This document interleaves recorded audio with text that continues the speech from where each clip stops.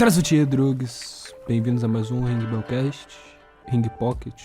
Eu não sei exatamente, mas sabe, os podcasts curtos que a gente faz normalmente. E esse aqui eu estou, como eu posso dizer?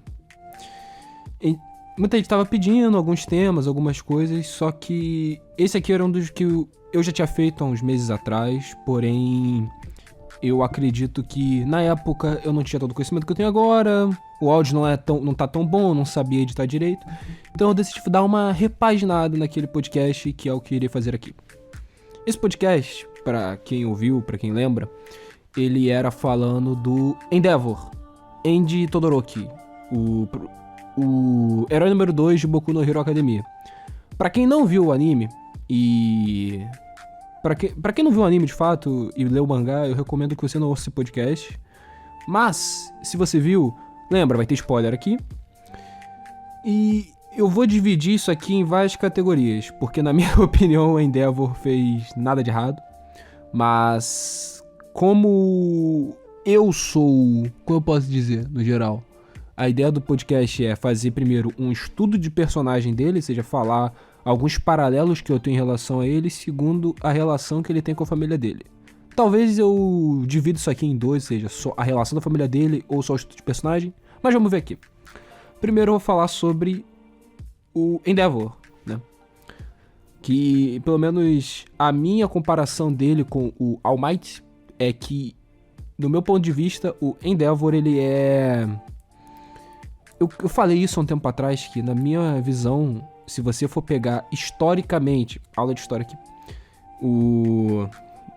historicamente, o Japão, eu fiz um paralelo de que o All Might seria, como eu posso dizer, o All Might, ele seria o período Meiji, enquanto o Endeavor seria o período Edo, e eu vou falar aqui em relação às características deles como personagens, como heróis e que a trama nos mostra, né? Mas antes disso eu tenho que falar como pode dizer?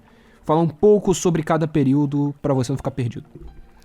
Primeiro vamos falar do período Edo.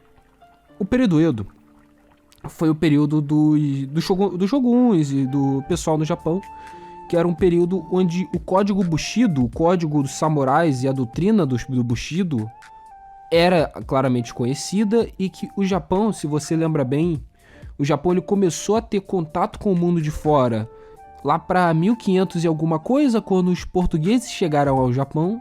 Após isso eles expulsaram os portugueses e ficaram cerca de 300 e poucos anos sem nenhum contato com o mundo exterior, apenas com breves contatos com alguns países na região, como Coreia e China. Porém, no geral, eles sempre mantiveram uma cultura muito uníssona. E se você conhece o Japão, se você ouviu nosso podcast com o Alena Gado, tu percebe que essa cultura ainda existe hoje no Japão e ainda é bem, como eu posso dizer, difundida. Tanto a questão de modelo tradicional de família, a questão de como... A gente até tinha conversado com o Ale, né? De que os japoneses adoram o Ayrton Senna, não necessariamente pelo que o Senna representa, mas pela ética de trabalho do Senna, pela maneira que o Senna era visto, pela persistência do cara, fazia com que Ayrton Senna fosse admirado. Ou seja, o Japão tem muito essa questão da meritocracia, do trabalho, da dedicação ainda, e também tem as questões culturais e regionais do país, né? Nesse período que era bem fechado. Após a chegada dos Estados Unidos e por seguinte, chegarem os Estados europeus, como o Império Britânico, o Império Francês, o Império Alemão, o Japão ele começou assim a fazer uma abertura, principalmente da nobreza japonesa. Isso aí agora eu tô falando do período Meiji, tá, ouvinte? Que nessa abertura eles começaram a importar não só a questão de trabalho, questão de maquinário industrial, questão de produtividade, como também a questão acadêmica. Tu começa a ver vários japoneses vários nobres e até pessoas no Japão sendo amando do imperador ou de outras pessoas, sendo levadas a universidades americanas, universidades europeias, universidades inglesas, universidades francesas, para aprender como funciona a ética a ética de trabalho, a ética acadêmica, como funciona o país, os trâmites de tecnologia, ou seja, a parte acadêmica do país, a parte da alta cultura, e levar ao Japão para eles começarem a adotar isso.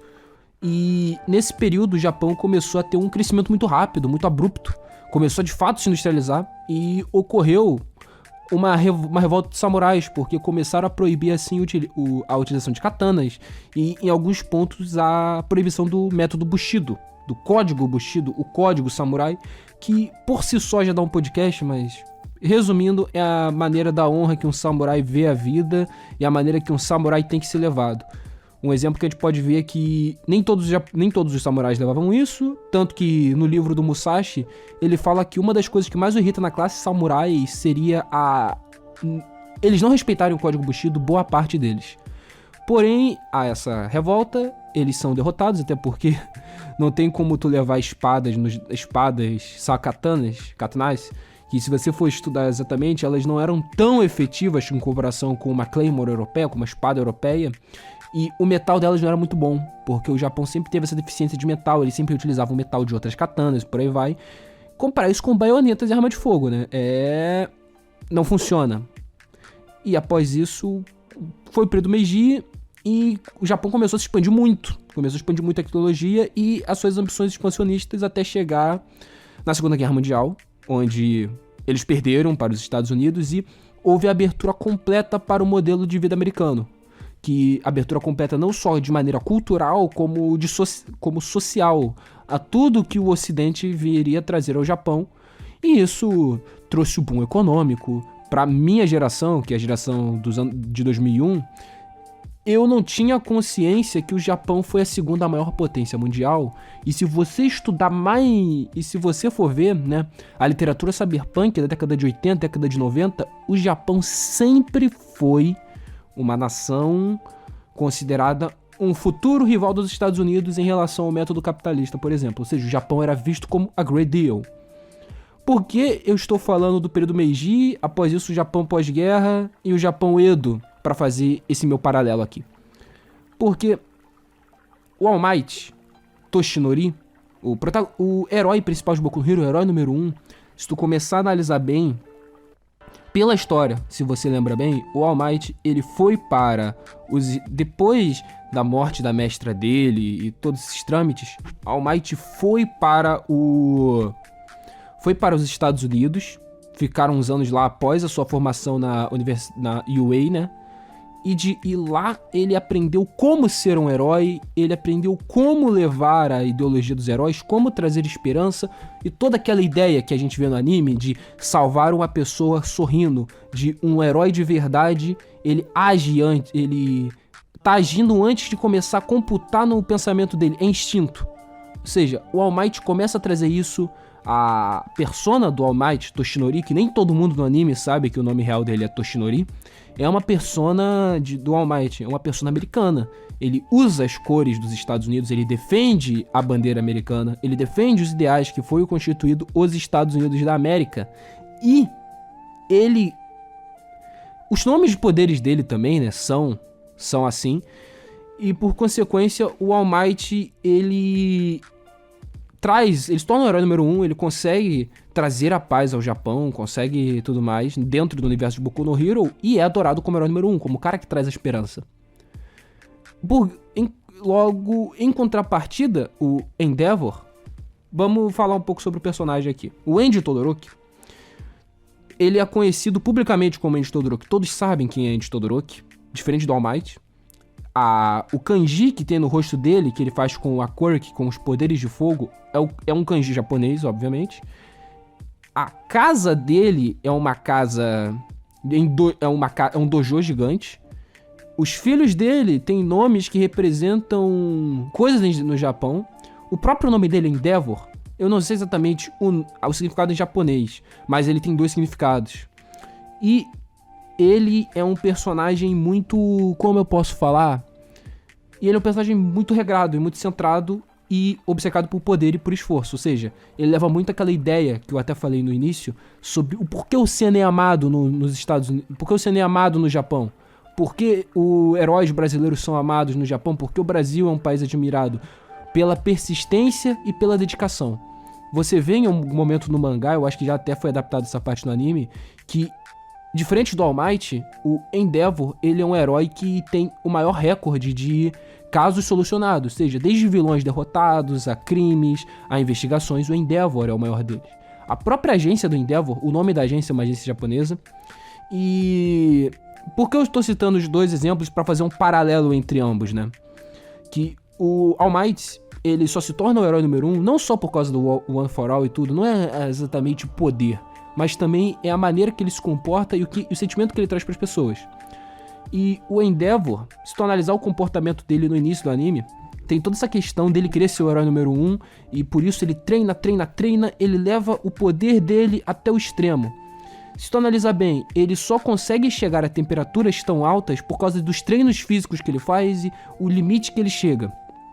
É só analisar até a questão de conjuntura familiar dele, que isso existe até hoje nos países do Oriente, como a questão dos pais tigre, essa questão toda da cobrança em filhos asiáticos de mães tigres, pra quem não sabe, são aquelas mães que fazem o filho aprender a tocar piano, falar vários idiomas, e a nota mais baixa é que ele pode tirar 9.5. De maneira resumida, e são bem incisivas nisso. O Endeavor, ele pega bastante essa questão, ele pega bastante a questão do núcleo familiar dele, e você vê isso pelo treinamento dele com o Shoto, com o filho dele, né, que a gente acompanha, o Todoroki. O Todoroki, como personagem, ele é um personagem que foi treinado no modelo japonês samurai, se tu analisar bem. O Endeavor, ele treina todos os filhos dele que ele quer se tornar herói, ou seja, o Toya e o Todoroki, em Kendo, para eles terem mais resistência. Ou seja, você já percebeu exatamente o paralelo que eu tô fazendo aqui, né? Ou seja, o Endeavor no anime e no mangá, ele tem uma família tradicional japonesa, até a questão dele casar com a mulher dele, que até hoje existe no Japão, até hoje existe na China, de que pais colocam as filhas na China, colocam em praças, pelo menos antes da pandemia, no caso, que ele colocavam em praças o nome da filha, a idade, o emprego e a foto dela pra alguém se interessar. Ou seja, até hoje tem questão de casamento arranjado no Oriente. Também tem essa questão em países que estão mais pra perto, mas continuam fazendo parte do Oriente, como a própria Índia. Ou seja, uma questão muito real ainda hoje em dia. E a questão do Endeavor, da dedicação, da maneira que ele trata os filhos, até o treinamento dele, a maneira que ele leva a vida e o código de conduta do Endeavor, de ser um cara mais fechado, de ser um cara que foca muito mais em resultado, ele se assemelha muito ao código Bushido tradicional do Japão. Enquanto o All Might, ele continua tendo essas questões, continua querendo se esforçar, porém ele traz a questão americana. Ele traz os moldes americanos, ele traz os moldes ocidentais para o Japão para trazer esperança para as pessoas. Tanto que tu vê que os personagens que admiram mais o Endeavor ao All Might são personagens que admiram o Endeavor pela persistência dele, pelo trabalho dele, pelas conquistas dele no plano estatístico, porém não no plano material, porém não no plano emocional, porém não na questão de influenciar as pessoas. E você vê que o desenvolvimento do Endeavor no anime e no mangá passa de ser isso, que seria, no meu ponto de vista, no meu comparativo, uma figura de Japão feudal, os costumes tradicionais, a questão toda, ele começa a ter que se reinventar.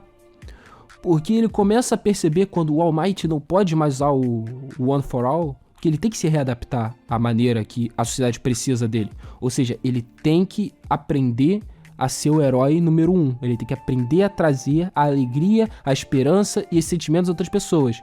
E ele começa a agir mais igual ao All Might. Não apenas na questão... Como eu posso dizer? Não apenas na questão familiar dele. Não apenas na questão como herói, como também na questão familiar e até na questão de comportamento. Eu não vou dar tanto spoiler assim no mangá, mas a maneira que ele trata o Shoto muda, a maneira que ele trata a família dele muda, a maneira que ele trata, né, na última temporada, nos episódios finais, que ele levanta a mão como o All Might levantava em símbolo de vitória, porém do jeito dele. Ou seja, esse comparativo aqui é All Might Endeavor e a história do Japão, basicamente. Que o All Might, ele é o Japão já modificado, já novo e já palatável ao ocidente. Enquanto o Endeavor tem que, pra ele poder trazer o sentimento do All Might pra inspirar pessoas e tudo, não adianta só você prender bandido. Não adianta só você ter poder de força, ter uma força bruta. Você também tem que trazer sentimentos positivos às pessoas, tem que inspirar as pessoas. Que é isso que o Endeavor, com o passar do anime e do mangá, começa a fazer. E começa a fazer isso tanto no ciclo familiar dele, de perceber alguns erros que ele comete, como também no ciclo de heróis, como a maneira que ele trata os heróis, como a maneira que ele trata as outras pessoas, como a maneira que ele trata o Midori, o Bakugou, o próprio filho dele com o tempo, com aquela frase, se não me engano, né, que é: eu quero ser o herói que você se orgulharia, pro Todoroki. Então tu consegue ver bem esse paralelo da relação da história do Japão com esses dois personagens. Eu não sei se foi... Como eu posso dizer? Eu não sei se foi proposital do Correio, se ele planejou isso, do Horikoshi. Porém, contudo, todavia, eu vi esse paralelo, achei bem interessante falar um pouco dele e... Eu já vi que isso aqui já deu uns 15, acho que 20 minutos. Eu vou fazer esse aqui separado pra falar um pouco sobre essa questão de personagem do Endeavor, da questão de como o próprio, ele foca muito na questão japonesa, não na questão da esperança, né? Na questão da sociedade, que ele acaba perdendo um pouco as estribeiras, acaba ficando mais... acaba enlouquecendo de fato, né? E tu vê esse desenvolvimento dele disso pra ele ter que se reinventar, pra ele aprender que o núcleo familiar dele é mais importante, pra ele aprender que pra tu ser um herói, pra você se tornar um herói que inspire as pessoas, que seja o símbolo da paz que o All Might foi, ele precisa e deve fazer com que as pessoas se inspirem nele. Ele tem que trazer a esperança, não basta apenas trazer resultado. E nisso tu consegue ver essa mudança, que ela se assemelha bastante ao Japão do período Meiji pós-Guerra Mundial, pós-Segunda Guerra Mundial. E foi isso. Drugs, ouvintes, eu sei que vocês gostam quando eu faço podcast assim, como que eu fiz do Teologia de Fullmetal, de Clube da Luta, e outros que vocês vêm pedindo bastante pra eu fazer nesse formato sozinho. Muito obrigado a todo mundo que ouve nosso podcast. Se você é fã de Boku no Hero e você tem um amigo teu que é fã do anime, fã do mangá, linka esse podcast pro cara, manda pra ele, porque eu tenho quase certeza que ele vai gostar. Eu também peço pro ouvinte compartilhar, siga-nos nas redes sociais, peça temas e tudo, que é @ringuebel, tanto no Twitter quanto no Instagram. Também o nosso Telegram, onde eu posto novos podcasts, novidades, futuros trechos. Isso aqui provavelmente vai ser um podcast inteiro que eu vou botar pro YouTube também. E, se possível, não só compartilha, mas mande mais para seus amigos. E se você ouve pela Apple Podcast, lembre-se de dar uma boa avaliação lá pra gente. E é isso. Muito obrigado a todos que ouvem o nosso podcast. Fiquem com Deus e tchau.